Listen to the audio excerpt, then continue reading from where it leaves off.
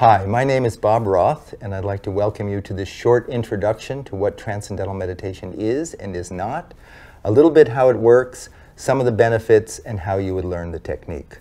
So we're all on the same page. I want to start right off with a very simple working definition of Transcendental Meditation. Number one, TM is a very simple technique. It's simple not because it's simplistic or a beginner's meditation, but because there's an elegant simplicity to the practice. Very profound, elegant simplicity to the practice. Number two, it's natural. There's no manipulation, there's no suggestion. Every human being can practice Transcendental Meditation as well as every other human being. Very simple to learn and very enjoyable to practice. Number three, it's effortless.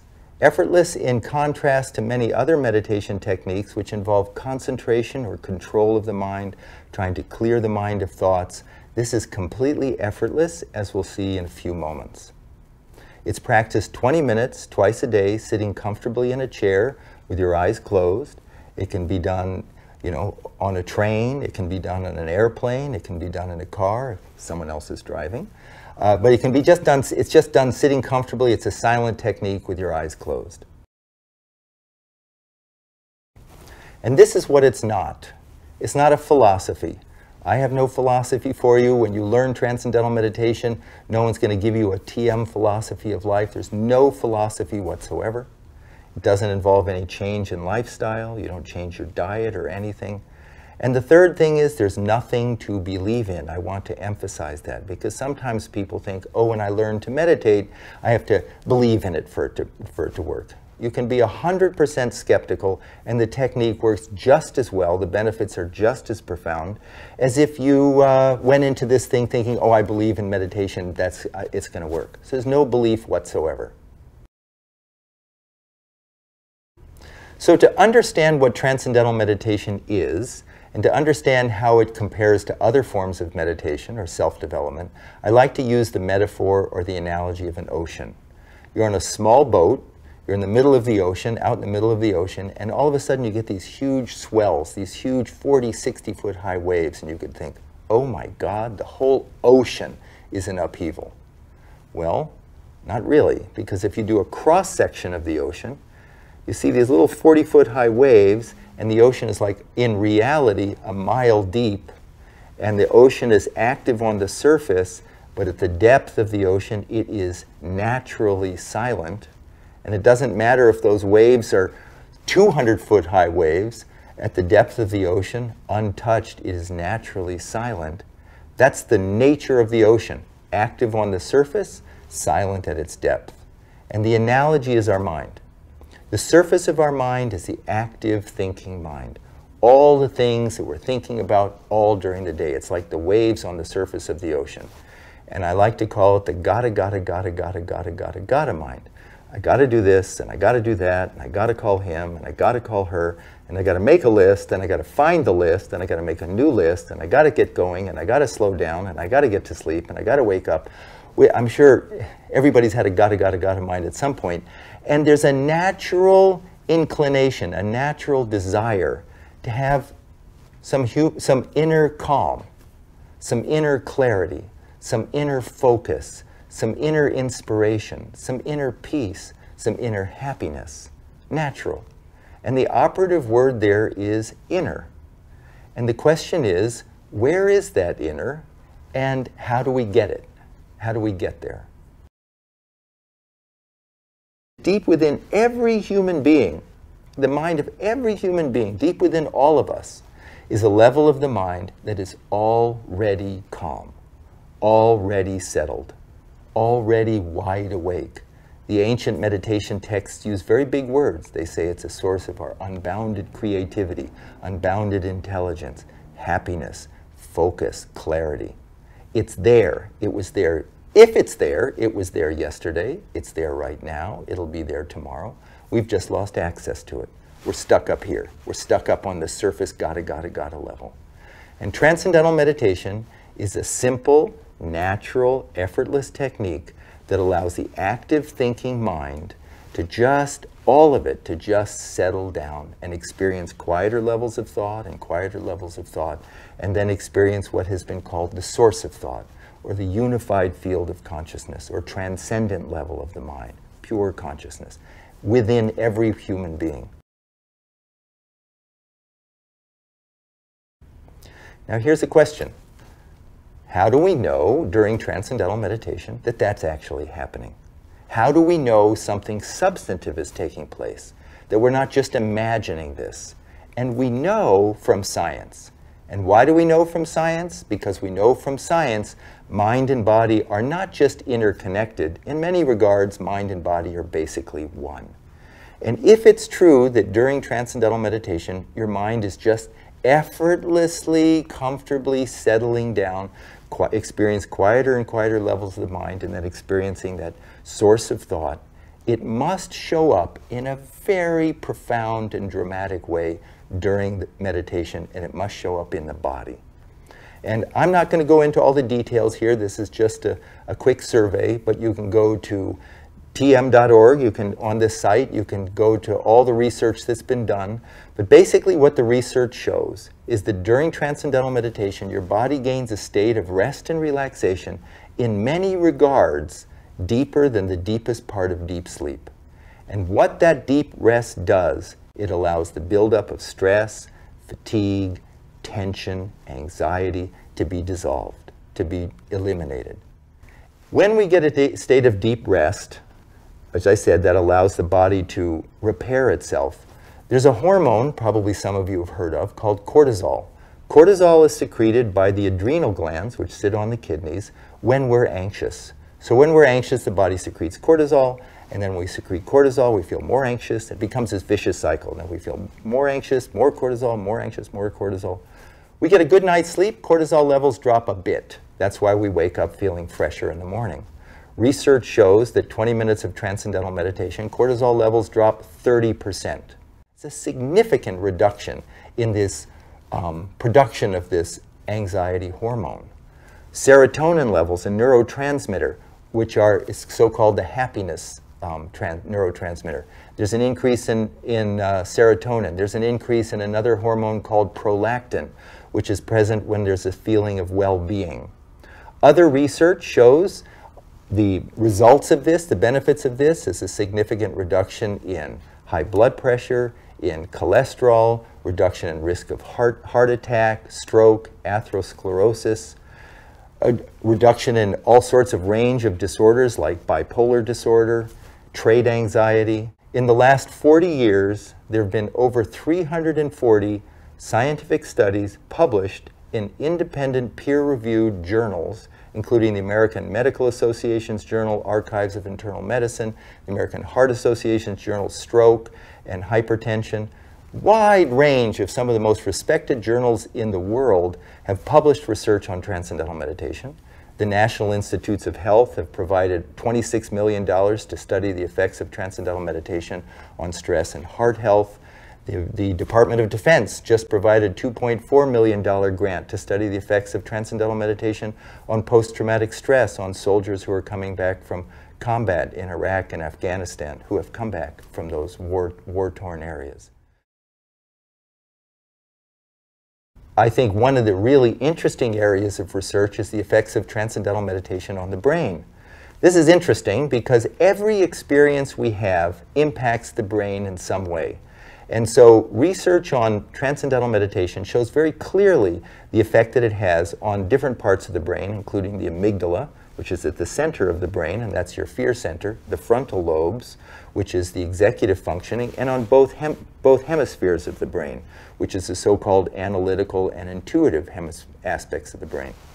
And what they find is, what the research shows, is that during transcendental meditation, there's a strengthening of the connections between the frontal lobe and the back of the brain. This is important because the frontal lobes govern decision-making, planning, judgment, problem-solving, sense of self, ethical reasoning. Everything good about the brain depends upon the connections between the front of the brain and the back of the brain, between all aspects of the brain. And stress rips apart, you could say, as if takes the frontal lobes offline. That's why, does a stressed person have good judgment? Does a stressed person solve problems, plan well? No, because the frontal lobe goes offline. During transcendental meditation, those connections are strengthened. During transcendental meditation, the connections between the left and right hemispheres of the brain are strengthened. All parts of the brain connect together during TM, and because of something called neuroplasticity, those connections that we have in meditation last in daily life. And that's why people report that they think more clearly, that they make better decisions, they solve problems better. Why students find that their grades go up and their test scores go up. It's not magic, it's now the brain is optimized. The whole brain is functioning in a coherent, integrated way. In fact, there's a spreading of coherent alpha brain waves from the back of the brain to the front of the brain. And alpha brain waves are indicative of a state of restful alertness. And that's what transcendental meditation produces, a state of restful alertness. Now the big question is, how do you get there? How do you go from the active thinking, gotta level of the mind to these quieter and quieter and quieter levels to that source of thought? And how do you get there effortlessly? I'm just going to touch on it now, the fundamental principles, and answer some questions about how we get from that excited, active thinking level of the mind to that quieter level, to that level of our mind which is there right now. I want to emphasize that. In theory, it's there right now. We don't have to muscle it. We don't have to believe in it. We don't have to clear our mind of thoughts. That's trying to stop the waves on the surface. We're accessing a level of our mind that's already calm. It's a wonderful experience. It's a blissful experience. It's a satisfying experience. And how do we get there? The key thing I just said is it's a satisfying experience. I'm going to give you 3 examples of daily life of why that's important, and then tie it in with transcendental meditation. You're sitting in a room and you're listening to some music, and it's dreadful music. Let's face it, it's really bad music. And in the other room, some really, really elegant, exquisite music comes on that you just love. Where's your attention go? You turn that off. I want to listen to that, right? You don't have to think it through. Your attention is drawn to that just beautiful music, wonderful music. Or you're at a dinner party and you're stuck in a corner somewhere and you're in a really boring conversation, and just a few feet away you can overhear a really interesting conversation. Where's your attention go? You're trying to pay attention, but you keep being drawn to that more fascinating conversation. Or, third example, you go on a vacation and you have 2 books. And the first book is boring, you can't read it. The second book is great, you're absorbed in it. Hours fly by. Those 3 examples are examples of what we call the natural tendency of the human mind to be drawn towards some field, something more satisfying. Absolutely spontaneously more satisfying. Inside is a field of great satisfaction. Source of thought, great, very charming field. In transcendental meditation, we learn how to give the attention of the mind an inward direction. Instead of outward through our senses to that nice music, that interesting conversation, that, is it hard to watch a great movie? No, your attention is drawn to it. So, but that all goes out through the senses. Now, like that cross-section of the ocean, we learn how to give the attention of the mind an inward direction, and automatically the attention is drawn, settled quieter and quieter and quieter levels, because quieter levels of the mind are increasingly more satisfying, more satisfying. It's like you teach a child how to dive. You say, honey, just stand like this, stand here, now get those initial conditions, bend over like that. The rest is automatic. Gravity, nature takes over. In the same way with transcendental meditation, we learn how to give the attention of the mind an inward direction, and automatically the attention is drawn inward. And as the mind settles down, we notice our body gaining a profound state of rest and relaxation. That rest and relaxation releases stress, dissolves stress, rejuvenates the body, and then we're ready to go for the next 6, 8, 10 hours of our day or evening. So for the attention of the mind to settle down effortlessly in transcendental meditation, we use a mantra. A mantra is a word or a sound that's used silently. That's number one, that has no meaning. If it had a meaning, then we're stuck on the surface. What does that mean? What does that mean? The intellect kicks in. It's also a word or a sound, used silently, that is positive. It's known to be positive, life-supporting. It's a good sound for the mind to settle down. It's a sound, a mantra has been used for thousands and thousands of years for just this purpose. Transcendental meditation is always taught one-to-one by a trained, certified teacher of TM. I need to emphasize that. This isn't transcendental meditation is not a mass meditation. It's not something you learn out of a book, not something you get from a tape. The technique is taught over 4 consecutive days of about an hour to an hour and a half a day over 4 consecutive days. And the first day, always one-to-one with a trained teacher of transcendental meditation, certified teacher. And at that time, what you learn from your teacher is you're given a sound, the proper mantra, proper vehicle for you to settle down, and you're taught how to use it properly. Both things are absolutely essential. This meditation dates back thousands and thousands and thousands and thousands of years. It predates all the isms. It's not a religion. It's not a philosophy. It's a universal human being practice.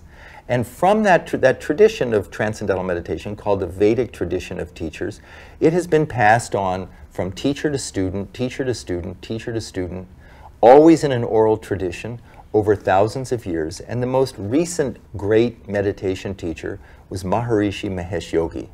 And Maharishi proceeded to teach and oversee the teaching of thousands and thousands of teachers of transcendental meditation who know how to select the proper mantra, the proper sound for an individual, and how to teach them to use it properly. Without both, you basically are stuck. With both, then we know how to effortlessly settle down and experience quieter levels of thought, completely rejuvenate mind and body for a much healthier, more satisfying life. How does this differ from other forms of meditation? And for this, we look back to scientific research. Because as I said, research shows that every experience changes the brain. And basically, we know from science that there are 3 different major types of meditation.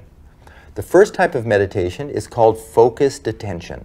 And focused attention is something like Zazen meditation or Vipassana meditation, any meditation that involves some concentration or control of the mind, trying to clear your mind of thought, trying to concentrate on your breath.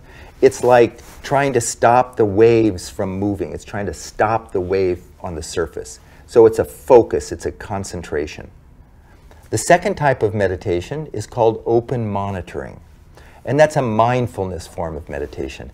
And that's really how to emotionally disengage and just observe and be present and mindful of your environment or mindful of your thoughts. And that would just be like observing the rise and fall of the waves on the surface of your mind. Transcendental meditation does not involve any concentration, and it's not just an observational tool. It's an actual technique called automatic self-transcending, which allows the active thinking mind to experience quieter and quieter levels of thought, and then transcend thought and experience the self, experience our own unbounded nature. Many people ask if you have to sit in a particular posture when you practice transcendental meditation. Do you have to sit up straight with your back erect, with no back support? Do you have to sit with your legs crossed? The beautiful thing about transcendental meditation is we just sit comfortably. In a chair, we can sit up in bed, sit however we want, sitting up comfortably with the eyes closed. No particular posture is needed. And it looks just like this from the outside. So when you practice TM, you just sit comfortably. I'm a very skeptical person by nature, and when I heard about transcendental meditation, when I attended an introductory lecture 45 years ago, at the end of the talk, I asked the teacher, how much of this do I have to believe in for it to work? Because I didn't want to have to believe in anything. And the teacher told me that I could be 100% skeptical and the technique would work just fine. Now, she didn't have a cell phone, but she did have a pen, and she said, you don't have to believe in gravity. As a matter of fact, you can think Newton's laws of gravity is a complete joke. But if you drop, in this case, a cell phone, the phone falls. In the same way, we don't have to believe in anything to practice transcendental meditation and to gain the benefits. And that's because we are hardwired for the experience. It is a mechanism, it's who we are. Transcendental meditation is just a simple, natural, effortless technique to give access to that calm, silent level of the mind that is always there, but is overshadowed because of the constant noise, crazy of the day. So there's no change in lifestyle, there's nothing to believe in, there's no philosophy.